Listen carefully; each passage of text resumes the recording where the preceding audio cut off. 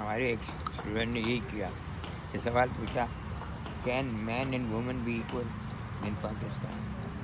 اب وہ 2 صفحے نے لکھے کہ مین کیا ہوتا ہے اور 2 صفحے لکھے کہ وومن کیا ہوتی ہے. ایک دم تو پتہ ہے مین کیا ہوتا ہے وومن کیا ہوتی ہے، آپ کے یہ بتائیں برابر ہو سکتے ہیں کہ نہیں ہو سکتے. تو سوال آپ بتاتے نہیں ہیں، اپنے علم میں جھاڑنے لگتے ہیں. میں ایک مثال کبھی دیتا ہوں کلاس میں کہ ایک لڑکا تھا، بہت محنتی تھا، تھوڑی تیاری کی اس نے، میتھمیٹکس کا پیپر تھا، وہ بائنومیل تھیورم تیار کر کے چلا گیا. امتحان میں آئی نہیں وہ، تو اس نے پیپر شروع کیا اور باقی پیپر اس کو آتا نہیں تھا. اس نے پیپر شروع کیا، لیٹ می فرسٹ پروو مائی بائنومیل تھیورم.